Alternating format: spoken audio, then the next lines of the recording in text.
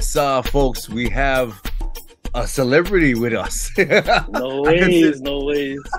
I consider him a celebrity. So this is actually my classmate from high school.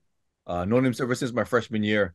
And Yes, sir. what made him stand out to me was his originality.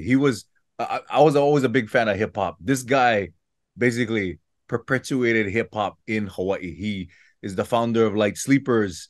He now, from what I understand, he now works for PBS, and him and some other Yes. guys are putting forth a lot of hip hop material out there, local hip hop stuff. Yeah, which is Yes, pretty cool. yes. He was a DJ. He's been heavily involved with a lot of community work and whatnot, and it's cool to actually still keep in touch with him. This is the first time I've seen him since my graduation party. Yeah, I think so, bro. I think so. Crazy. But but we look the same though. I think we look the same. Yeah. You look the Yeah. same. I don't know about me, dude. Like my hair is all like Hey, pepper but and gray. you losing choke weight, bro. I think I got your weight. I think I gained the weight that you Oh, for lost. real. Yeah, yeah, yeah. It's from the money you're making. That's why. That guy. Oh, Jesus Christ, superstar. But anyway, folks. So this is my good friend from a long time ago. I'm gonna introduce you to him, ladies and gentlemen. My man Kavet Omo, brother. Please go ahead. How's it? Introduce yourself. How's it? My name's Kavet Omo. AKA Kavet the Catalyst is the name I gave myself right out of high school, I guess you could say. Owner of Light Sleepers, started in '97. It's a Hawaii hip hop and culture brand, record label. I've been doing that since college, and then I had various jobs in between that, but right now I'm the webmaster, web designer at PBS Hawaii, and I'm pretty stoked to be there. But at the same time, still doing all the Light Sleeper, the product, the goods, the clothing, events when I can, and still making music, still making beats, still rhyming. But it's a different time in hip hop, so I don't release too much music. But the people that do know, they know. Yeah. I've been listening to some of your albums too. Ever since we hooked up about doing this Oh, episode. that's old. That's so old. That stuff. You remember the time we was at Maka Kione's house? He did his Yeah. grad party. And What's up, Maka? Yeah. You had your turntables out there. Oh yeah, yeah, yeah, yeah. Yeah. I gotta ask, man, what made you get so heavily involved in the culture in the first place? You know what it was? It was a creative outlet. I think it was. Because I grew up playing sports. I played Pop Warner, PAL, basketball, football. You know what I mean? That was my sports. I played elementary and middle school, and I skateboarded heavy in elementary. So I was skateboarding a lot. So if I wasn't playing a sport, I was skateboarding. If I wasn't skateboarding, I was at walls. You know what I mean? So yeah, I just love being creative, and those were my creative outlets at that point, right? Sports not so much. It was more skateboarding and bodyboarding and stuff. Then when I found hip hop, I just was like, oh, what is this? I mean, we heard hip hop on the radio, right? Like it was more like freestyle, you know what I mean? Like, Planet Rock, that kind of stuff. But when I heard like hip hop beats, like Run DMC, Beastie Boys, Big Daddy Kane. Third Base's first album was a big impact on me. You know what I mean? Like Coogee Rap, like the symphony, stuff like that. It's just something like the connection was just like electric, bro. It just was like, oh, what is this? And I said, okay, I like this. I like this. So then I started rhyming first, writing rhymes, right? Wrote rhymes when I realized, yeah, I need beats. So back then we had cassettes, and cassettes had the instrumental, right? So I would rhyme to the instrumental on the cassette. And then I said, you know what? I has more instrumentals on the records, on the vinyl records. So I said, you know what I'm gonna do? I'll get the records, and then I'll go figure out how to play them. So I go Jellies, buy a record. I'm like, dude, I don't even have a record player. Like, so I was like, oh. So I said, you know what? I saved up my money and I sent a check to New York City. I think it was my sophomore year. The Upstairs Records, and this is for a starter turntable setup. The one exactly was at Maka's house. That I got that from New York. No way. And yep. I sent a check, bro, for like $400. They could have just cashed it and never gave me nothing. Sent the check for a Gemini setup of 2 turntables and a mixer. It came in. I was like, oh, what? And that was such a like a junk turntable setup. But at that time, it was like, oh, I'm connected. This is hip hop. Like, so I can play my records, and I didn't want to DJ. I just wanted to rap over the instrumentals. So that's pretty much what it is. So I would write, over the instrumentals, and I say, hey, I got the turntables. I might as well learn how to scratch, learn how to mix, because you get them. And then that kind of elevated to like, hey, wait a minute, hey, that song on the radio, I know where that's from. That's from this record that my dad has. So I'll take the record and be like, oh wait, you telling me all they did is loop the record? I was like, wait a minute, I can make beats. So I started making beats because it just wasn't a natural progression. But the reason why I connected with hip hop is because the outlet. It was like such an artistic outlet, and it was new. It was brand new to in Hawaii, especially. You know what I mean?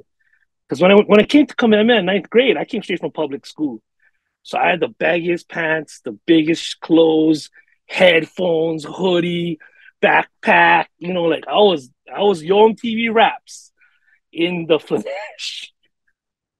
We talked about that, but yeah, it was mainly just a outlet. You know what I mean, for what I was going through. The transition from me going from public to private school in ninth grade was rough. You know what I mean. All my friends was going public school. I went to Kamehameha. You know what I mean. Only knew Kilaula and maybe Derek Marcus Kapahulu. Kilaula because I skated and surfed with him. That's pretty much it. You know what I mean. So going to Kamehameha, you know what I mean. I was just that hip hop guy, like because that's what I did. I skated and I got into hip hop. So yeah, that's pretty much the story and how I pretty much got into hip hop. That's crazy, man, because you're like one of the few guys that I know of from, you know, high school time that hasn't really changed. Oh shoot, sorry. That hasn't really changed at all. Like you've been so true to who you were from then and even now, you're still doing the same thing, bro. I think that's so cool. Like a lot of Yeah, times it's you see gotta. guys, like in high school they were one particular way, and all of a sudden they change into I don't know some social butterfly all of a sudden, or vice versa. It's like man, it's crazy. You haven't changed at all, bro. That's I mean, I cool. don't know if that's a good thing or bad That's thing. Nah, nah, nah, nah. a No, good thing, I bro. mean, to the credit of that, you know what I mean? Like, I'm married, I got two kids, Yeah, I graduated from college, but hip hop never left. Hip hop was just the mainstay in my life. You know what I mean? That and my relationship with God. You know what I mean? Like, always God first for me. But yeah, hip hop is shoot, dude. That provided me so much opportunities. Being from Hawaii, hip hop provided me so much opportunity. Then I had no reason to stop. It was never a trend to me. It was never a fad. You know what I mean? Like I was in this. I was in this if people knew who I was or wasn't. It didn't know who I was. I didn't care. That's why I always operated more on the independent underground level because it's only as far as I want to take it, and whatever it went, I was happy with. So, you know what I mean? That pretty much is how I wanted to live my life. So I chose it early, but I never like abandoned the typical 9 to 5. I had a job at 15 and a half. When I was at Kamehameha, I would catch the bus to Kuakini Medical Center, and I worked in the warehouse at 15 no and a half. way. I didn't know you was working Yeah, already, bro. Wow. bro, because I was in the streets, bro. Like, not selling drugs or Hustling. anything, but like Hustling. I was legally hustling. We had 5 kids in my family. I was the middle child, right? We lived in Kapahulu, and like pretty much like you have 5 kids. Hawaii, my parents worked like 4 jobs, right? So I got a job at 15 and a half. So I was making money. So that's how I afforded the turntables. That's how I bought all my clothes. That's how I bought all my hats and my shoes. And that's how I was always dapped up in high school because I had a job once I turned 15 and a half. Yeah. Wow, bro. That's so cool, man. Um, Yep. okay, I gotta ask you this question, right? Yep. Go ahead. Your Shoot. who's your favorite top 5 MCs? It doesn't have to be like your favorite. It's your favorite 5 MCs, Okay. Okay. dead or alive. Off the um top of my head, in no particular order. Quick fast would be Q-Tip, Tribe Called Quest, AC Alone, Freestyle Fellowship. Um, this is hard. Uh, who else is there? Yeah, it's hard, bro.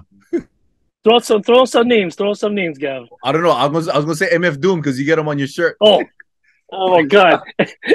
MF Doom, Q-Tip, AC Alone, Freestyle Fellowship. That's just 3 off the top of my head. I mean, I could go on and on. I could pull out records and records out of my thing. Yeah, Um, it's so you know what I hard, bro. mean? So it's so hard. But yeah, I don't know how I never say MF Doom. Yeah, I love MF Doom. MF Doom, Q-Tip, and then yeah, we'll just say that those three right there off the top of the head. That's So I cool. can go on and on. Yeah, Oh yeah, no, I'm like people who are totally into hip hop. They all say the same thing. It's hard to just say my top five because sometimes yeah, it changes too, depending on the mood and what's going on in your life, right? Certain yeah, yeah. songs Oh just yeah, relate to you for that time being for some reason. oh yeah, Mine's has yeah, always yeah. been like if I just think about it, it's like Who's yours? Who's Rakim. yours? Who's your five? So I would Oh, say Rakim. Rakim, Big Yes, L, Rakim. I Big would say L. Yeah. Big L, sheesh, frick, what, Black Thought, Oh, Q-Tip, Black Thought. Nice, nice, throw, nice, throw nice. Q-Tip in there, and then honestly, I liked LL too, bro. I would put LL Cool J in there too. LL's dope. LL's dope. LL's Yeah, dope. he's been Yeah, around a yeah. long time. LL's dope. Yeah, yeah. Yeah, But that's LL's cool. dope. I mean, you can't go wrong with that. My favorite groups is probably like Leaders of a New School, Tribe Oh, Called Quest, and Freestyle Fellowship. Those are probably like my three favorite groups of all times. All yeah, man. times. I mean, so there's a lot of MCs in there. But yeah, I mean, I'm embarrassed. I never said MF Doom first, but you That's all know, right, bro. I get the shirt on right. I mean, for people out there, you know what I mean. All my poly brothers and sisters, check out MF Doom. I love him a lot. Oh yeah, no, he's freaking awesome. I was listening to while I was at work, I had him Yeah, playing in my headphones his best hits. yeah, Yeah, lyrically, man, I just never heard somebody that put together words like that yes, before. It was yes. You gotta. It's more than it's not. It's like you gotta think. It's like thinking at the same time, and the thing is, I've listened to his music for over a decade long, and still to this day, and that's how you know you're a really good MC or lyricist when you can listen to their song 20 years later, and it's something like, damn, you're like, wait, what? Oh, what? Wait, rewind. Oh my God, did he just say that? And I've been listening to this since high school. Like I still get that from all the '90s stuff. Every now and then, I'll just pick up a line, like Fife Dog. Sometimes, anybody, you'd be like, oh my God, I didn't hear that. Like, and then you're like, oh, that's one of the reasons why I love hip hop. It just keeps on giving. oh yeah, no, I hear you, bro. I freaked out when I was listening to Big L's freestyle that he did with Jay-Z. Like it's Oh funny, yeah, like yeah, yeah, yeah, people, yeah, a lot of casual listeners, obviously they know Jay-Z, but they're yeah. not too familiar with Big L. I'm like, bro, you kidding me? Oh yeah, His phrase when he says, uh, oh shoot, oh man, I'm drawing a blank. I can't. Uh, I'm not the brother you expect to catch wreck on every cassette deck. I'm so ahead of my time. My parents haven't met yet. I was like, yeah. what? I'm so ahead of my time. My parents, You oh, got, yeah, that kind of and, stuff, and that's right?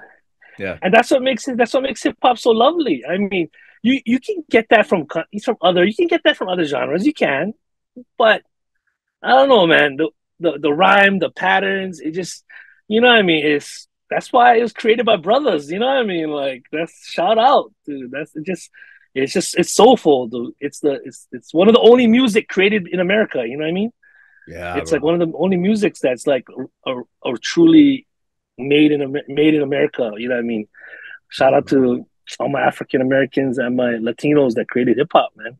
I never thought of that before. That's just true, man. Huh. Yeah, Could you talk a little bit about your education and how you got into your career path? I mean, obviously the hip hop stuff, but how yeah, you got into web development and multimedia stuff yeah. and all that. It was a necessity at first, right? I always believe in new technologies, right? Like I think when I was working at the hospital, I would read Wired magazine, I would read business magazines. So the doctors would leave the magazines around, right? So I remember like telling myself, like, I know this isn't where I'm supposed to be, but I know where I want to be. So I'd get the magazines, I'd read Wired magazine, business magazine, entrepreneur magazine. And I remember one little article about this thing called Facebook. And I was like, oh, what is this Facebook thing? So I would sneak on the computer in the medical department and I registered Light Sleepers at Light Sleepers Facebook, right?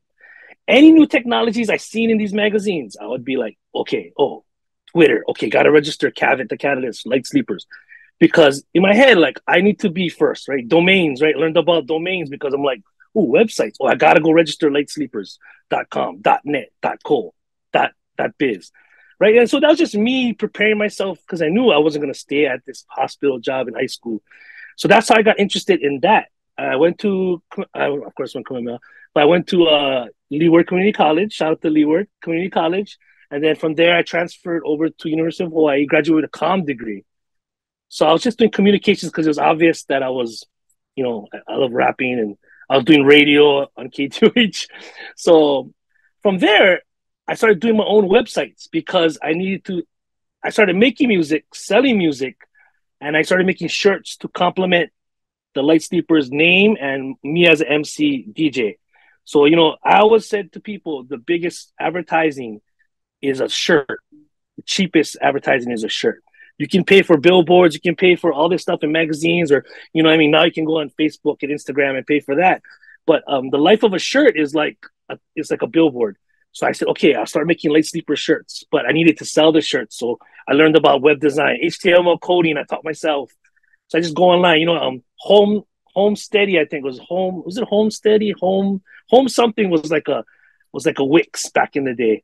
And then I taught myself WordPress. I taught myself, Photoshop. And this is all, what I mean, just like out of necessity. It's like I make a product, I need to sell it. I can sell it in Hawaii, but I need to sell it worldwide. So then I go on, YouTube, Google, and go on, the school of YouTube, and I learned how to do Photoshop, Illustrator, all that stuff, all on my own. So doing that for like 20 something years, and then eventually, this past year it was rough for t-shirt companies, for branding companies, because the whole pandemic thing affected us different, where we weren't getting the raw product for shirts anymore as fast as we could. So I hate to use the word, I had to pivot and say, okay, I need to ride this out, but I need to bring in a steady income. So in 2022, I said, I got to find a job. I was like, oh, and I haven't worked a job in 8 years. I was doing Light Sleepers full time. So now I was like, okay, what should I do? So I applied everywhere. Finally, my friend at PBS Hawaii, they're changing up just the aesthetics, who they're trying to reach nowadays. They're trying to be not only Sesame Street and British dramas, they're trying to be like everything in between, right? Which is everything that I really feel that I'm an expert at to some extent, right? Culture, subcultures, hip hop, you know what I mean, streetwear, whatever. So then my friend said, "Hey, we're looking for a web guy," and I was like, "Oh, what platform you use?" And he told me, I was like, "Dude, I don't got a degree, but guess what? I got 20 years of building websites." So and plus, I had really good references from my past. Of course, I have my college degree, communications, and all that stuff. So I applied, sent them an offer. They said yes instantly, and then July 2022, I became the webmaster, the web manager at PBS Hawaii, and it's been lovely ever since, man. Like I'm blessed. It's a great job, and I would never think that me doing independent underground hip hop record label clothing company would get me a job in a corporate setting and get me paid a salary and like vacation 401k, like nothing. I mean, my journey to here got me there, experience and my resume and who whatever. But it was me not giving up on my passion of Light Sleepers and hip hop, independent underground Hawaii hip hop, that really got me this job. Of course, God hooked it up. He blessed me with the opportunity. But if I never did my website back in 1999 to now, I wouldn't have got this job, because I slipped right into PBS and it was on like Donkey Kong, like bang, done. Like I'm over there, like, oh man, like, bruh, this is easy. If they see this, they're gonna be like, oh, sucking Kavet. But yeah, no, but it's been a blessing, man. So I always encourage the young people I meet. I used to work with at-risk youth and even middle age, 20 somethings, 30 somethings. Like don't ever give up on what you believe is true and your passion. Whatever it may be, because you never know where that might lead you to, who you might meet, and the longevity of everything that you do accounts for something. You know what I mean? Like you could I don't know, you could like painting walls green, right? You might just have you just might be like, oh, this wall needs to be green. So you paint walls green for like, I don't know, 20 years. And somebody might say, you know what? We need to paint the stadium green, but we need somebody that knows how to paint walls green. I don't, it's a bad analogy, but it's like, wait a minute. I've been painting walls green for 20 years. You're hired. How much you like me pay? How much you want to get? Oh, here, okay, we'll pay you that. And you're over there like, oh my god, somebody's paying me for painting this wall green when I used to do it for free. Like that's the best analogy I could come off freestyle, but you know what I mean? So I tell people like, yeah, I got my degree. I worked at Catholic Charities. I worked at Kukini Medical Center. I worked at Locomotion. I worked at Blue Hawaii. I did all these jobs, right? Independently, 8 years. But I just kept doing what my passion was, right? And who would have known that the cream would rise to the top, that rose to the top to get me where I'm at now. So, you know what I mean? Just got to persevere. Like, it's a marathon, man. It's never a sprint. It's a marathon. Shout out to Nipsey. But I love that. I like how you talked about pursuing that passion from when it was rugged and raw, and now you're making money with it. Because I do web development and graphic design Yeah, work too, and yeah, it yeah, was yeah. a lot of my friends who have kids that want to get into the industry. I mean, you can agree or disagree or whatnot, but they always tell me like, oh, the kids they got to go get that degree in graphic design. And so I was like, bro, Right. you don't have to with graphic design. It's Yeah, making stuff and build that portfolio, bro. Like how you did. yeah.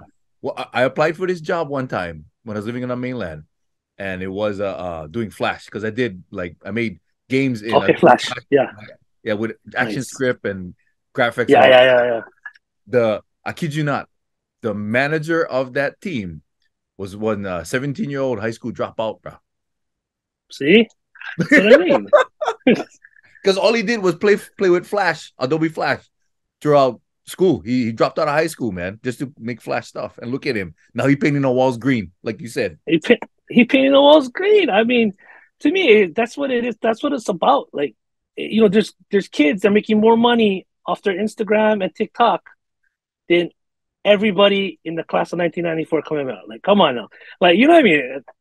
And they just did. So it's like I believe in you can do it two ways, right? You could Yeah. go the traditional route, or you could go and just get in it, just get it done, like just start grinding. You know what I mean? And then when you're doing it, when you're like immersing yourself in that, you're gonna realize through time and maturity, okay, maybe I do gotta go take this class, right? Maybe I do. I don't know about that. Maybe I should go and explore a class at HCC, or LCC, or or online. We can learn everything about Adobe Online or whatever, and then that'll only enhance what you've already learned on your own. Because as much as I'm like a shoot from the hip gunslinger kind of guy, I know later on I needed more structure sometimes. I need sometimes somebody to tell me no, right? And that's my wife. So, like, and now my kids. And you need that. You need that structure. Everybody needs some kind of structure, but in the structure, if you know how to do it, you can just jump over it and get out there. Right? But every now and then you got to come back home and like regain and okay, I went back out. You know what I mean? So I mean, I say yeah, bro. Like just gotta go get it. I mean, I know it sounds redundant and stuff, but it's the facts. Yeah, go get it, man. Speaking of go get Get it, it. speaking of go and get it, what would you say is your biggest accomplishment you've done in your life, and what is like maybe the biggest challenge you had to overcome in your life too? Ooh, biggest accomplishment. Um, I mean, off the top of my head is being a small business owner in Hawaii. I think I literally quit Catholic Charities, cashed out my 401k, and opened up a light sleeper shop in 2014, 2015. I went all in, and I had a wife and two kids. So anybody out there can tell me, you go to your wife and say, "Hey, babe, guess what I like to do? I like quit my job, cash out my retirement. I like open one shop and sell T-shirts and records." Like that's freaking crazy, bro. But you know what? She let me do it. She said, I noticed she met me when I was hip hop, at my fullest hip hop, like traveling, DJing every night, rapping, making record. Like my wife met me then. So she knew this wasn't a new thing. Right. So when she let me do it, you know what I mean? I was shocked. But I think that's one of the biggest things because before that I got rejected from OHA for a business loan. And that's a long story. I mean, people that follow my Facebook, they see them. But yeah, and at that time I had no debt. I owned my house. I had assets, and I was hustling. going to every event, night market, made in Hawaii, food things, you know what I mean? Like Comic Cons, conventions, light sleepers. You know, I was out there. I was like, okay, now I want to open my shop. I'm gonna go bet on myself, cash out my 401k. I'm gonna put all my money into this shop, but you know, I do need more money. So I'm gonna go to OHA. Finances is right, everything's cherry. Denied. What? So I was like, okay, that's not gonna stop me. So one of the biggest things, besides, you know, marrying my wife and my beautiful kids, you know, she'll kill me if I don't say that. But is opening is being a small business owner in Hawaii and doing it for 7 years. You know what I mean? Until I felt it was time. You know, I just felt like, you know, okay, I think I did it. Like I want to close the shop and just go back online. But that was a blessing in disguise because I closed the shop at the end of 2019, not knowing there would be the pandemic in 2020. So me, I just like, you know, and I'm a man of faith, so I believe, you know, I pray and I really felt that, you know, okay, I had my time with the shop. I did my thing. You know, it wasn't making a lot of money, but it wasn't sinking. It was just sustaining. But I was like, you know, it's time for me to move on already. Like not close the brand, but just close this physical location. I did it, and I said, you know what? Told my wife, you know, I'm going to close the shop already. I'm good. She's like, oh, thank God. I'm like, oh, because it's stressful on a family. So that would be one of my biggest accomplishments. You know what I mean? Is being a small business owner and doing it my way without, you know, sad the help of OA. I never. That's kind of sad. I never get any help, but I did it without them. You know what I mean? That's one of my greatest accomplishments, I would say. Yeah. And one of the biggest hurdles would be, you know what I mean? Like, I guess, shoot, would be fine. I guess would be a small business owner in Hawaii. You know what I mean? And at the same time, I would say, you know, we were talking about like mental health. You know what I mean? Even though that's such a cliche term, you know what I mean? I've been pretty cruise control my whole life, 40 plus years, bro.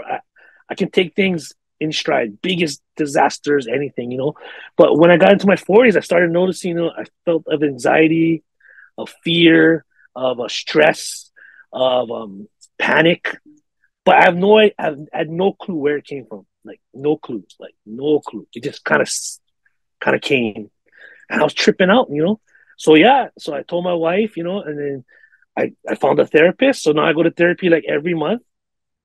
And the funny part is, it's like if I tell you what it is, I can't tell you what it is. It's just a feeling, and I think it comes with age and the burden that maybe I've held on for so long, being like a middle child and you know working when I was young, supporting myself. You know, I paid for college with two jobs myself. Never had no college loans. You know what I mean? Like that's a feat in itself too. So I think maybe it's a compound thing that just kind of happens. And as you get older, you know what I mean? Mentally, you think you got it all, but sometimes maybe there's cracks in the armor. So it was just good for me to just, you know, not be all macho. Oh, I'm maka maka. Nah, I get them. Like, you know, my heart racing like that. And that's nothing bad. Just doesn't mind. You know, like, oh, you know, these thoughts of like any kind of stuff coming through my head. Like, nah, that's nothing. Nah, forget about it. No, I was like, nah, something's wrong. Like, I'm not that dude. Like, so you know what? I'm gonna find when somebody that can help me out, talk it out. Because you can only talk to your wife, your friends, so much, you know, and they want to help you, but they're too close to the situation, right? They don't see what's going on, and so sometimes you need an outside voice. You know what I mean? To say the things, and they'll hear things that your family members or your loved ones can't pick up. You know, these professionals, you know what I mean? They'll hear things and be like, okay, wait a minute, say that again. And they'll be like, you know what's happening? And you know, you can take it any which way you want. But you know what I mean? I was open book, you know what I mean? Because I didn't want to be like working, all of a sudden I get a panic attack, like, oh, cuz, like, you know, like, oh, my heart, what's going on? I get on the kind of seizure, you know what I mean? With heart. And come to find out, I go to the doctor, hey, you're fine, your heart's good, your everything. I'm like, what is, you know, I was like, what is that then? Like, why do I feel that way? So, yeah, dude, that's probably one of the biggest hurdles. But I mean, I go every month, I talk story, you know, kind of just, you know, flesh out my problems if I have any, you know what I mean? And then, yeah, I just maintenance, you know, as you get older, you know what I mean? You gotta have mental maintenance as well as physical maintenance, spiritual maintenance. Yeah, you gotta have it. You gotta have it.